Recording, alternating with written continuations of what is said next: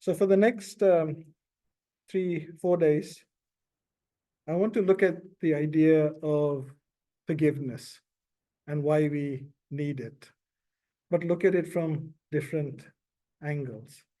And today I want to look at this idea of rag, or attachment. So we live in this sansar, and this sansar is a very material world. And our success in this is measured by the amount of wealth we have. Even though we do Pratikraman, that talks about aparigraha and reducing and living in limits and trying to limit the quantity even further, we measure people's success by the amount of wealth that they have. And that is very different to how we measure spiritual success. So on the one hand, we follow that path, but on the other hand, we do Pratikraman, Swadhyay, Arti, Mangal Divo, and we say how good these things are, but yet we're on this path. And in this path, there is one thing that succeeds, and that is body. Now, when you think about your body, how much do you do for your body? Your health, your diet, your sleep, your clothes, your makeup, your friends. These are all the things that we believe we're doing for ourselves, for our health, for our benefit. And yet, as Lord Krishna said in the Gita, chapter 2, verse 27, the only reality in life is death. So we know that this body is temporary. We know this body is only here for a short period. And yet we devote most of our life for this body. And the reason for that, and you might wonder why we do that. And there is a reason, and that is that we talk about this concept called Atma. And we, keep talking about how it is the thing inside us, it's permanent, it goes to Sit Shila, it has karma. We know so much about this. But who's seen it? So it's belief. And in this belief, the question that or the thing that we're asked to believe is that this Atma is within us and is permanent. And it will go from here to the next life. And that's what Jain Dharma is: Atma, Karma, and reincarnation. And that cycle is what the religion asks you to break. But just think about this from another perspective, that where you have this Atma, until you can see it, until you can experience it, how can you have such belief in it? You see, when you think about people, people have this unique ability that we have this ability of believing things that we have not experienced. If today I say to you that such and such area has become so bad, if you go there, you'll be attacked, it'll become a belief.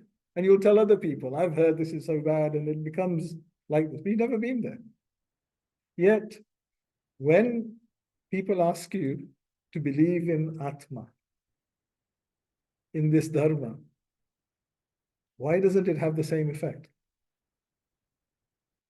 And the thing that does have effect, or more effect, is this body that the idea of doing something for something that you cannot see versus doing things for this body, eating tasty foods, going for a massage, wearing nice clothes, going for parties. You don't need to convince people of these things. You don't have to get them to believe anything. This is what they look at as a good life. Okay? And it is that where our issues start from.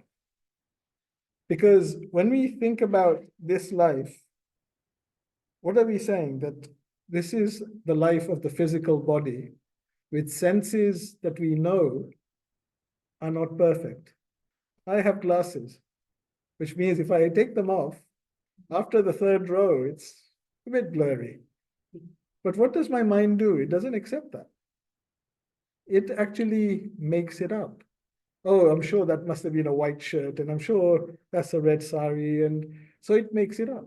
And that's what we do with most of our lives.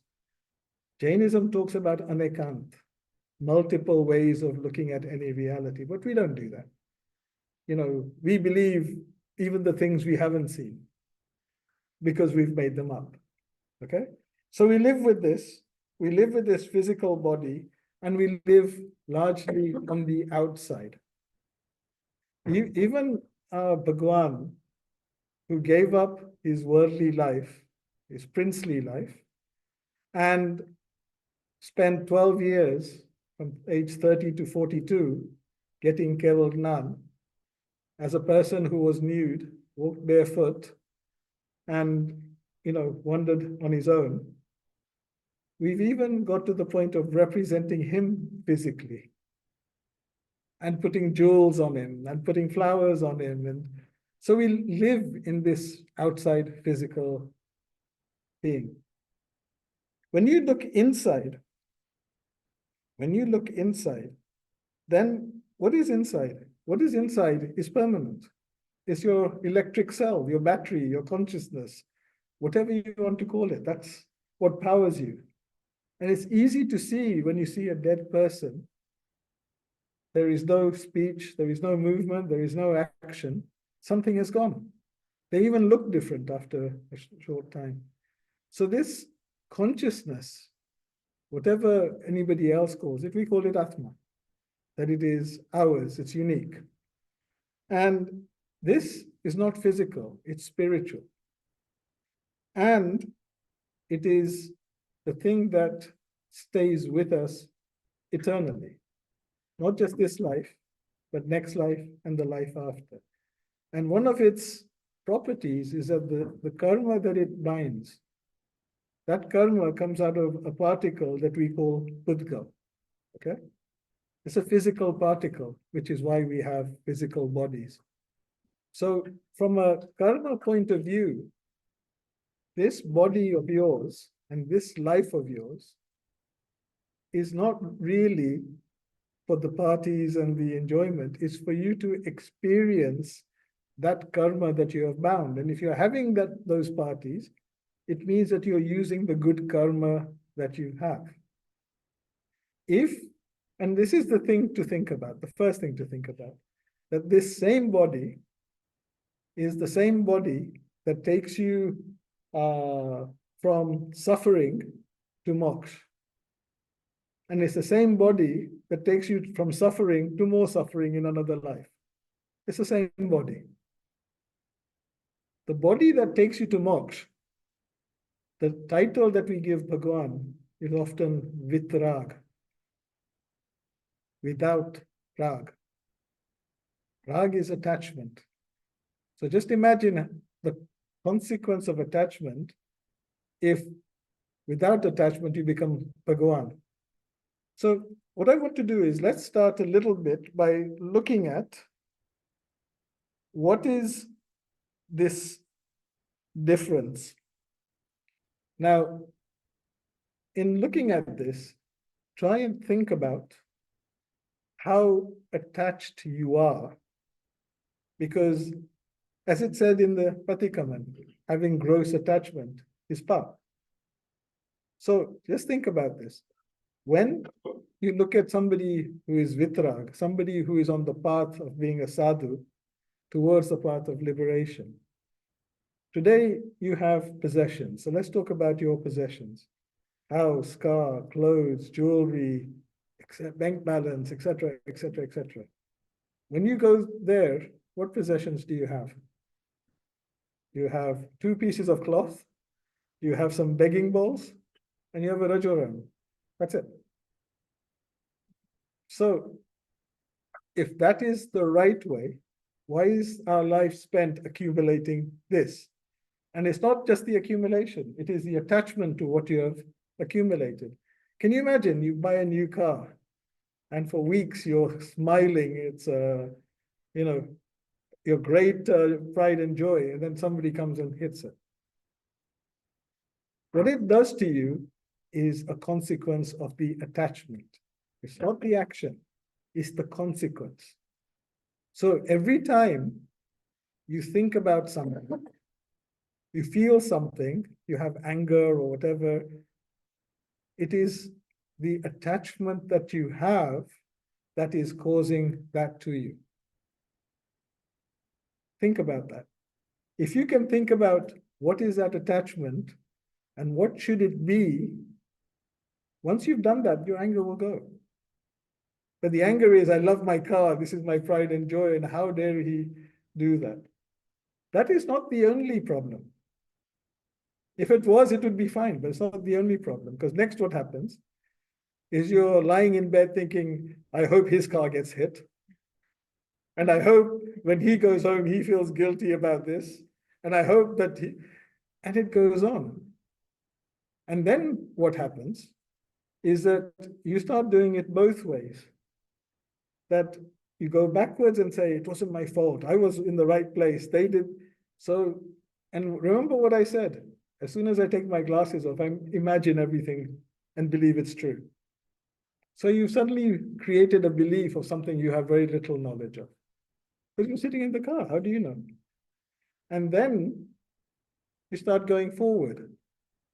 So imagine the amount of masala you could add to this before you tell your friends and their friends. And so what was a small, one little incident is now occupying your mind. And you might say, well, so what? The so what is, did you notice that before we said Michami Dukram, there are two conditions that are in here. Either doing or asking others to do for me are both equal. If you're a sadhu, there are three. Doing anumodana to something somebody has done. So if you see something wrong being done, you're seen to be part of that unless you do or say something. In society, it's very difficult to do. So we only have two. Because in society, otherwise you'd be spending your life criticizing everybody. So doing or asking others to do by mind, speech, or body. Mind, speech, and body are considered equal in Jainism. Which means that your little incident with all your thoughts and all your masala and gossip and telling people all add what? Karma, pap. And what does that karma do? It means it'll happen to you again. Because you have just bound the thing that came to fruition through this body which you experienced. You have, through your thoughts and words and deeds, bound so much, it's going to happen again, maybe bigger. Why do the same things keep happening to the same people? Have you ever thought that? This is why. Because they're in a cycle. It happens, they react, they keep talking about it, it happens again because they've got that karma, and it happens again. And so you see that people who are miserable can do this for years because they keep generating misery through their karma. So what has happened? You've got, let's come back to our sadhu. So all your possessions are attachment. Then you think of this body. When you become a sadhu, you pull your hair out. You don't have soap, you don't have makeup, you don't bathe every day, you don't go to the hairdresser twice a month. All gone. Again, attachment.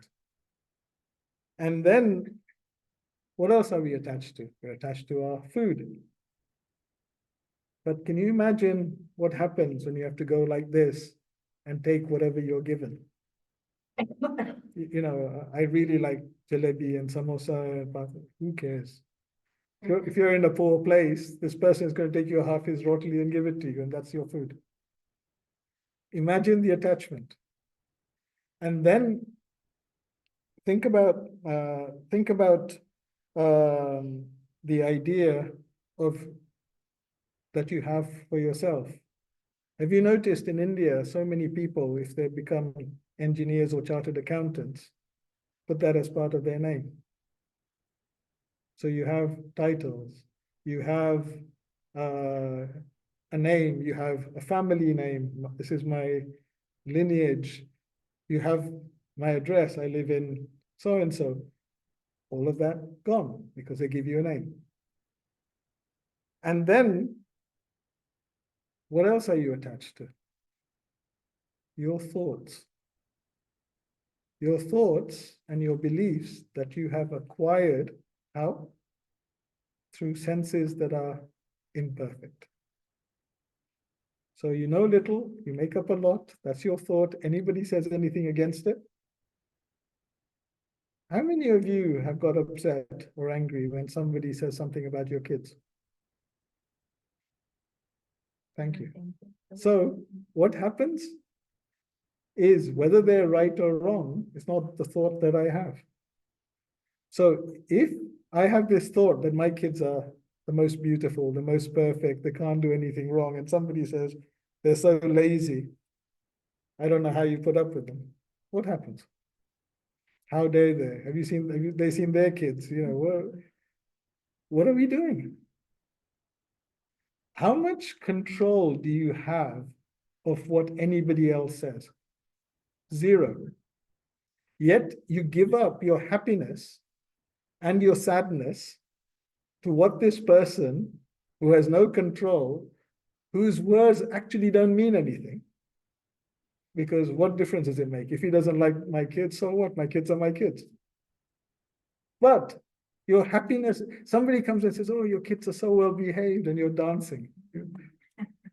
So you've even given up or you've even attached yourself to other people's words. That means that your happiness depends on that. Have you noticed that we keep saying that in Atma you have bliss, that you have unlimited happiness because there's no attachment. Vitrag. Atma has no attachment. So you've given up that and your thoughts. Why do sadhus spend so much of their time in meditation? Think about this. What are your thoughts? Have you ever thought about that? Where do you get your thoughts from? I know you say they're my thoughts, but where do they come from? And why are your thoughts not the same as your thoughts? Thoughts are largely the first stage before what? Action. You think about something, then you do something. Most people are actually quite cowardly. They never go to the action. They just have these big thoughts about everything. That's why thoughts and actions are the same. But your thoughts are nothing but your karma coming up. If you have anger karma and the karma comes up, and suddenly you start feeling angry. And then something has to happen. The kids leave a mess somewhere, somebody says something, happens, and it becomes anger. So you have given energy, you've given focus to this karma, and this karma has given you anger, and the anger has given you karma, and the karma becomes part of you, and your life goes on, cycles. That's all this is, cycles. And if you are meditating, what do they keep saying to you? Watch your thoughts, let them pass. Don't give them any energy, let them pass. Try that. Next time you're angry, if you can, stop yourself. Just say, this is not me, this is anger. And watch, it'll go. Sadness, it'll go.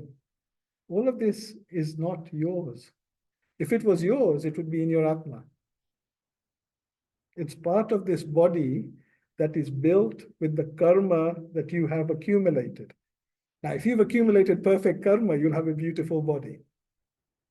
Have you noticed why people pay so much attention to how other people look?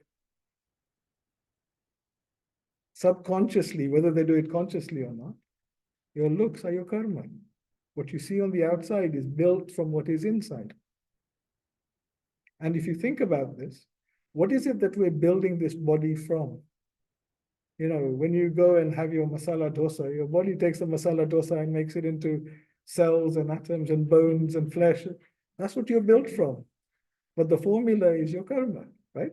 So if you think about this idea that there are people who are clever, there are people who are, this is the good karma that you have inside of you. And if you then think about what that karma does to you, it basically spends its life, like everything else, trying to stay alive. How does it stay alive? By getting you to give it energy. Anger comes, you give it energy, it becomes anger, you get karma. It stayed alive, kept you in the cycle.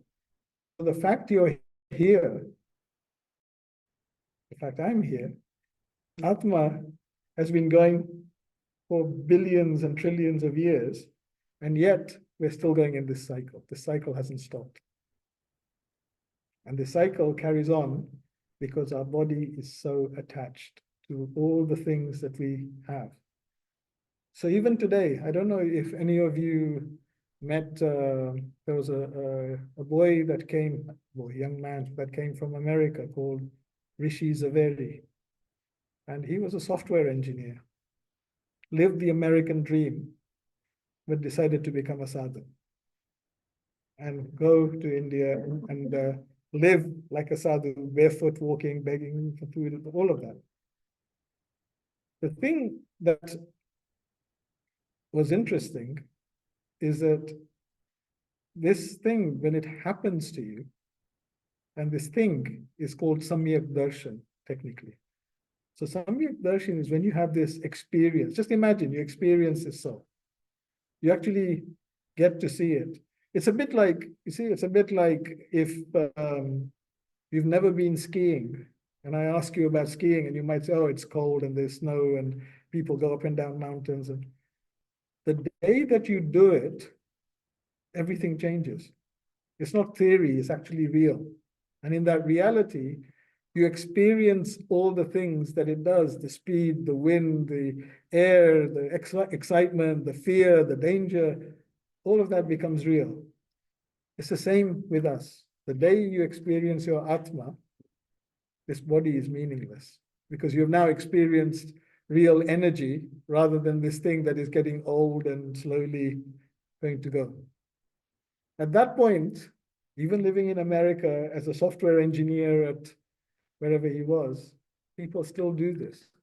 Now, when I met him, I asked him one question, which is, okay, so you take Diksha today, what happens tomorrow? And answer is really interesting. He said for the first 10 years, imagine this.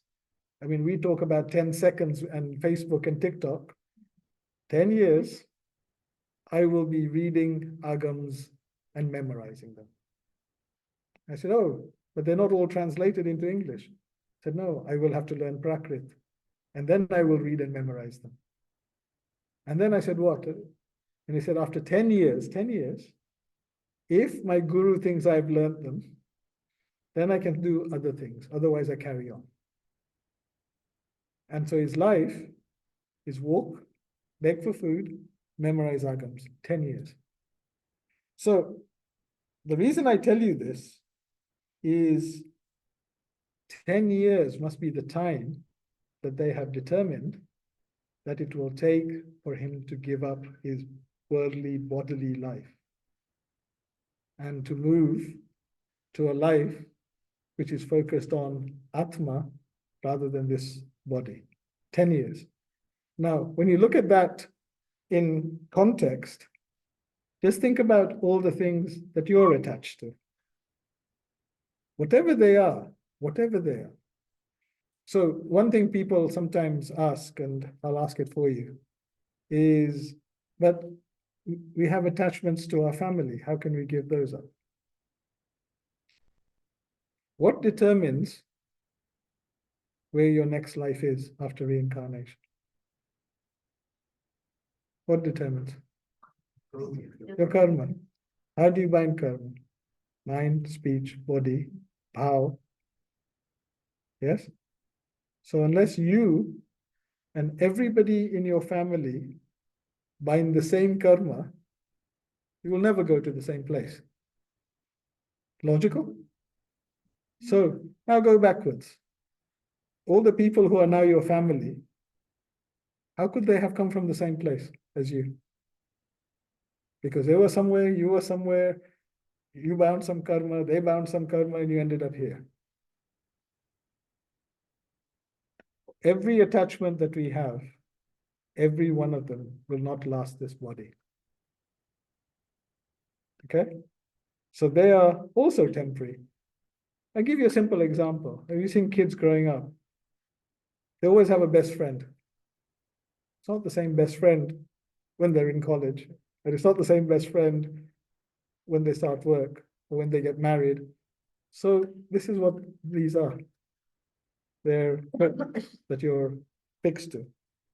So when you have these and you have these thoughts, there is only one thought that has any reality, and that's now.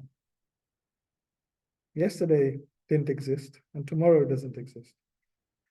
And I give you a simple experiment, and we can try that if you're coming tomorrow. If you're all here tomorrow and I ask all of you, tell me what I said.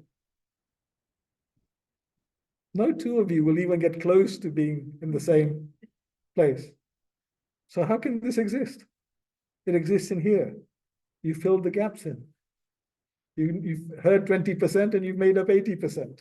You remember the things that you like, the things you think, oh, I should really do that. And things, oh, I didn't know about that. And that's it. So neither exist, but they are the places. You know, in the Pratikraman, it said evil, concentration, and mournful, and we call it Artha Dhyan and Rodra Dhyan. One is feeling sorry for yourself. How can this happen to me? And how can they do this to me? And I'm such a good person. And the other is about other people. You know, I hope something happens to them and I hope they have an accident and this. And you have these interactions with yourself. They're either in the past or in the future. They don't exist. But they bind your karma. They bind the karma that is going to give you those experiences. The Buddha said one thing, or is supposed to have said one thing, which is everything you think you will become. So if you're sitting there having those thoughts, if you keep thinking about harming somebody all day long, I'm going to do it, there will come a chance and you will do it because you become that thought. And so if you can stop what you're dreaming about, and if you can stop what has happened, then you're here. What did Bhagwan Mahavir do for 12 years? He sat in meditation, concentrating on being here. 12 years. That's all he did. He spent most of his time, very little interaction, very little interaction, very little food. He stood still most days and meditated. And in that meditation, he got his mind to move here. Now, when you're here, then you're here mindfully, so you're actually here. What happens? You're seeing things, you're not imagining and you're not dreaming and you're not resenting and you're not feeling sad. You're here. If you can keep here, then all of these things go away. The problem is, have you tried? Even when you're watching a film, when you're driving, when you drive from here to home, if you do it every day, after the second day, you've kind of understood the route. Then your radio is on, the phone is ringing, you're dreaming about something. You're not here. And that is normal. And even if there were people lined up with banners saying hello, you'd miss them because you're not here. So many experiments have shown this. And so in that scenario, what are you doing? Finding karma. And this karma is what causes suffering. And let's be realistic. Most lives, almost all lives, are about suffering. We, as a human species, have become incredibly good at remembering the little good bits. Think about your childhood. You'll probably tell me 5 or 6 things, but you had 20 years. But you remember the little 5 or 6 things. Oh, I had such a happy childhood. I did this, we went here. Because we're very good at rubbing them out. That's why we can survive. We rub out things. Remember the little things in the middle. So by being here, what happens? A very simple thing happens. That your ability to act, to do things without karma coming to you now becomes available. So you do things consciously. When it was talking about taking food or giving food, the word that they kept using was carelessly. Careless means you just do it without thinking. If you think, you'll see, this isn't right, there's something here, whatever. You start reducing all of those things. And by reducing them, you put a shield around you. And you might think, well, that might make me unsociable. 100 years and you're unsociable, you're gone. But you have something you can do whilst you're here. So the question is, what should you do? And one of the things I thought about after speaking to Sangeeta, I don't know if she's here. Oh, she's there. Was this idea of doing something practical. And I want to do something practical so that you are able to carry this on. And then I'll stop for questions. So the first thing is get into the habit of meditating. It doesn't have to be big, long rituals and candles and whatever else. Sit quietly, close your eyes, and just focus on something here, your breathing, whatever. And that's it. Just keep it going for a while. If you can keep doing this daily, 10 minutes, that's all. If you keep doing this daily, what will happen is that you will get to a state where you stop daydreaming and thinking about other things, and you're always here, always alert, always thinking about things. And the way you measure that alertness is this, that if you're sitting here, before I ask you, were you aware of the texture of the carpet under your feet? Not now that I've told you, but before. If you were, that's alertness, that's mindfulness, that's here, because you're sitting here. Do you know who's sitting behind you without looking? That's here. So if you can practice that daily, you will start to see a big difference, because you will suddenly become very aware of things around you. Now, let me give that to you in another way and explain why it's important. If today things happen to you because of karma, good also happens to you because of karma, but you have to recognize it. How many of you see kids on buses and trains with these things, on their ears? What are they doing? They're listening to music, watching videos on their phone, listening. Do you think they're here? Now, if I said to you every time you saw a red car whilst you're driving home, you'd win £100. Suddenly you'll look for red cars. But you wouldn't do it otherwise. Otherwise, you won't even know how many cars came past your thing. And that's the difference, that the karma will give you the benefits in front of you, but you have to take them. If you're going to win the lottery today, you have to buy the ticket.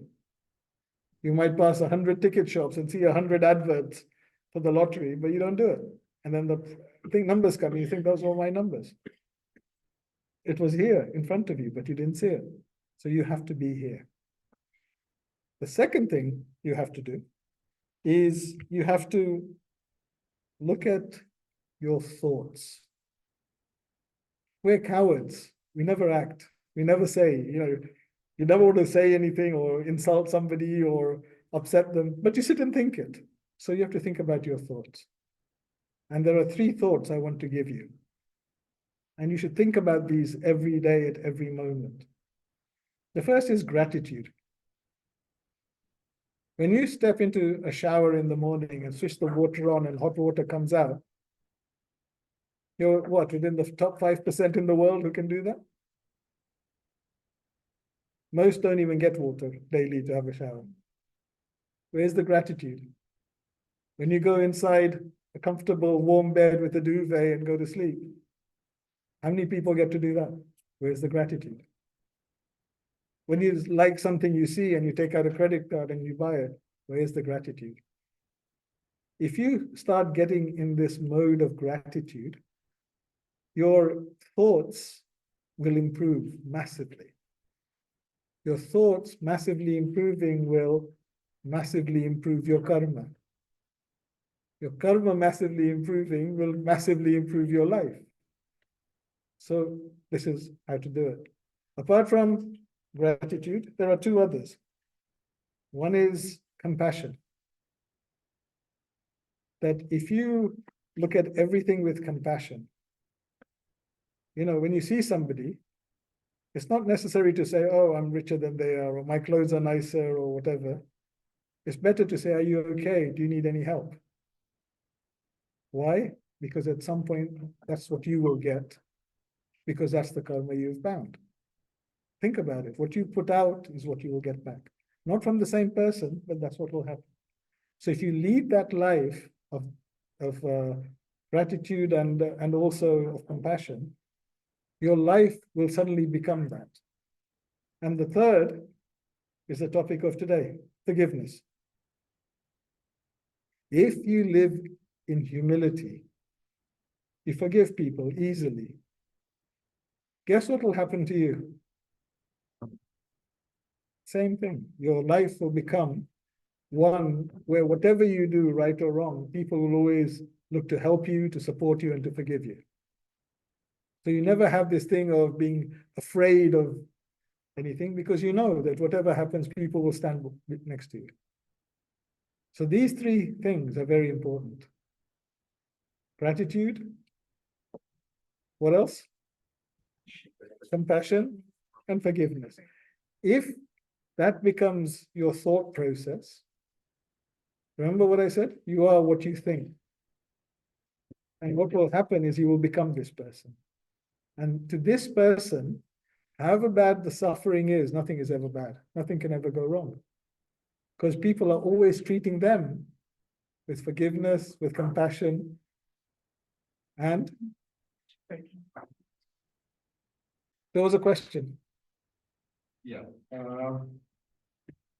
As what you said, you can sort of improve on your attitude, but that will happen only on your current currents. You have got tons and tons of currents coming from previous life, from the past. You see, how you can sort of soften them. What can you do? Because you don't know whether this is, it's very difficult to sort of say that this is because of my past governments. And that's why I'm suffering, and therefore, I should That's beyond the bridge. So, good question. Let me give you an example. If you have two children, same parents, same love and affection, same upbringing, are they the same? What's the difference? Karma. So your karma affects everything. Your lifespan, your body, the family, your things, your hurdles in your life, the successes in your life. Some of it has come already, and some of it you bind through this life. When this karma comes, we talk about free will. Okay, let's talk about free will. So free will, what does free will mean? Free will means that whatever you bind today is your tomorrow. So you are deciding your tomorrow with your actions today. Okay? So you're delivering your own destiny. But the other free will is this. When something happens, you have a choice. That's free will, choice. You can either react, scream, shout, throw things, or you can say, it happens. I'll handle it. Move on. One binds you all that karma, and it'll happen again. And the other, compassionate, gratitude, forgiveness, moves it on, and it doesn't bind again. So in those two, if you stay with this, and I'm not saying it's easy, Bhagwan Mahavir had to try for 12 years. It's not easy. But you stay with it, there's only one thing that's going to happen, that things will carry on getting brighter. And at some point, you'll get to the point where, there's very little left. What karma relies on is for you to react. Instead of acting, to react. When something happens, the moment you react, you have taken that karma, put so much energy in it, it's just going to come back and bite you.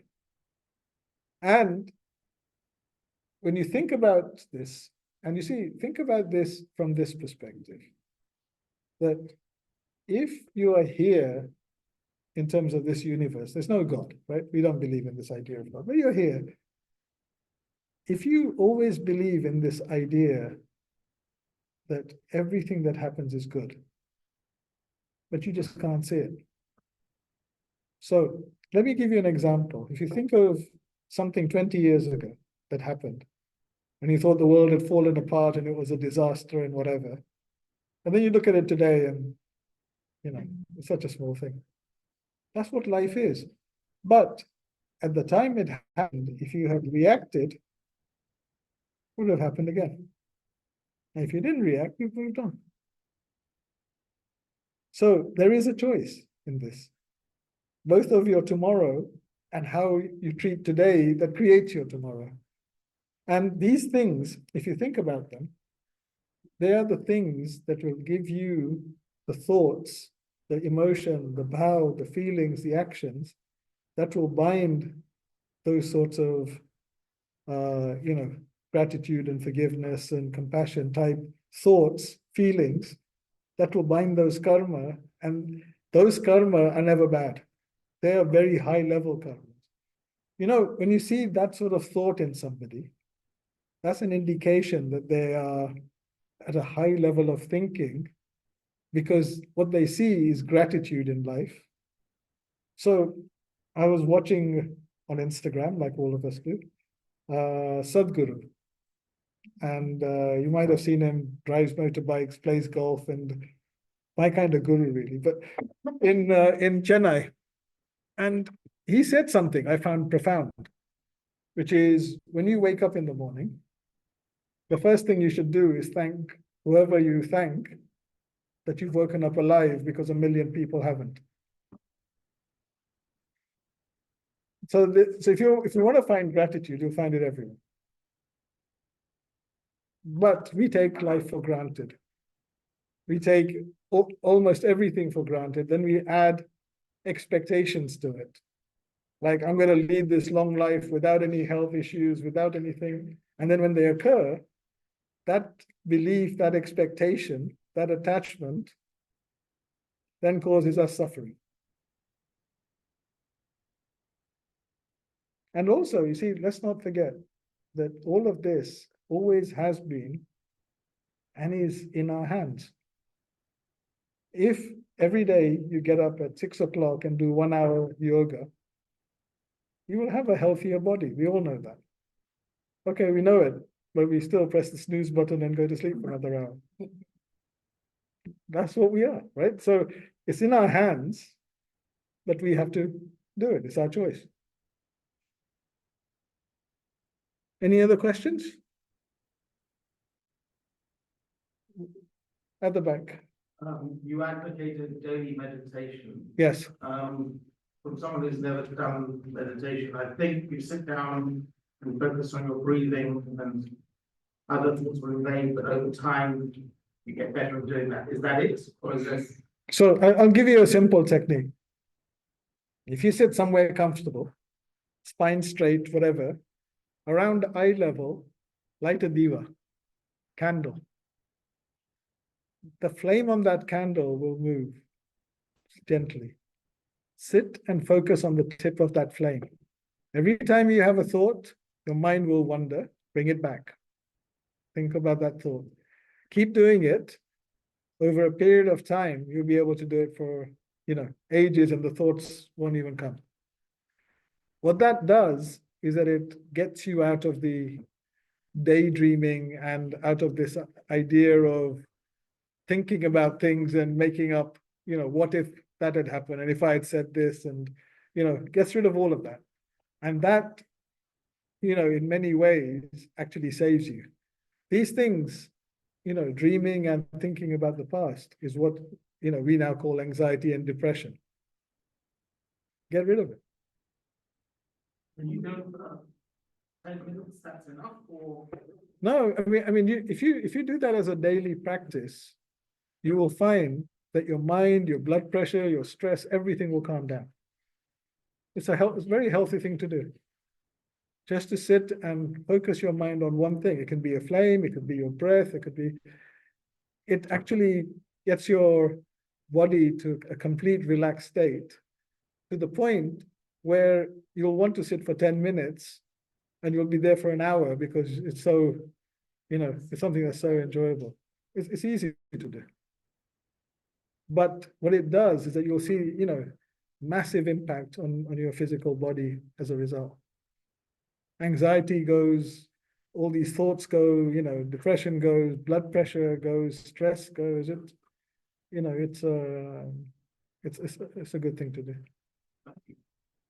Replace the candle with, if you don't want the candle.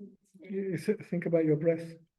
You see, when you breathe in and out, just under your nose, there are very tiny hairs, and they will feel the heat of that breath. Focus on that. Focus on that sensation. It takes a long time to do it, but you start to think about, that, and it focuses. If you don't give your mind something to focus about, it'll wander. Yes. I've tried it with the flame. Yeah. But sometimes it's hard mind. So I was thinking what alternative mind was. So do this. This is also good. There was, Said because it's better, isn't it, with the candle flame? yes, Instead. yes. It again helps the eye, contract and expand. There was somebody else, yes. Because the idea for 8 days, Yes. together we are all doing this and prayers and everything together. So our mind is focused here to do this. After 8 days, when we are out with our rates life, the life, other things takes over, like how you said, engagement and everything. Especially because of we realize that different people stand, our life takes over. How do we control it?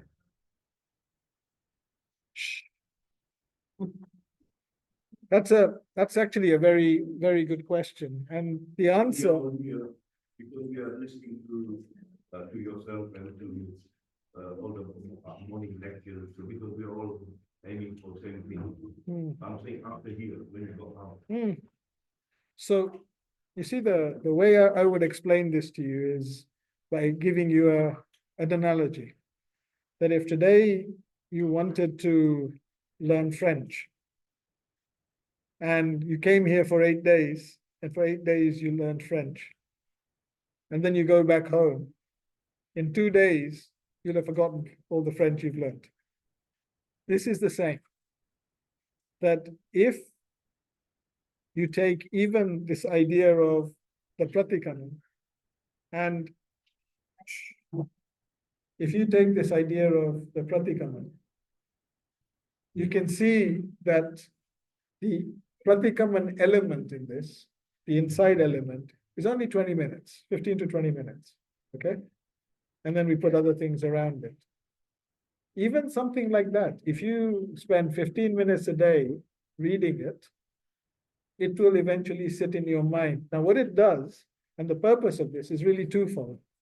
Half of it is to give you an opportunity to reflect and say Michami Dukra.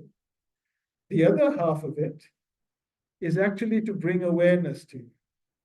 So that next time you think about this, you think, I remember this might not be correct. And the more that you do it, the more you become familiar with it.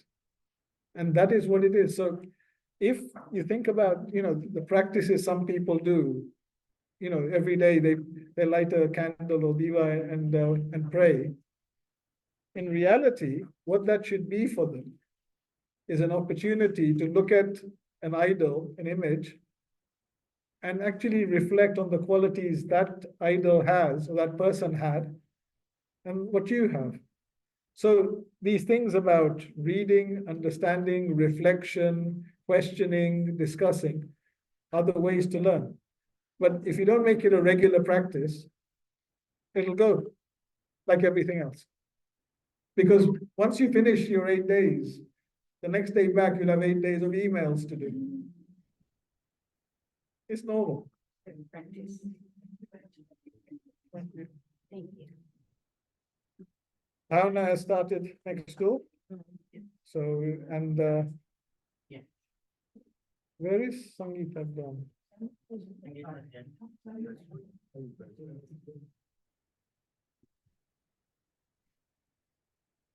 It's 8:30. It is 8:30. Thank you. Thank you so much, Meherbai. As usual, a wonderful job. Thank you. Same time tomorrow, Please think of some questions. at the 6:15 or 6:30 start at the latest. Yeah, please, will join, and anybody else who's coming, it'll be wonderful to have you here. We have now got Bhavna happening. We were going to have some, this coming here to address, but I'm not sure what happened. They came and they went. So I'm not quite sure what's happened there. But yeah, please join us for the Bhavna. What will be the subject tomorrow? So all the subjects are around this idea of forgiveness. Tomorrow, I'm going to explain to you a little bit about why you're so attached to your family.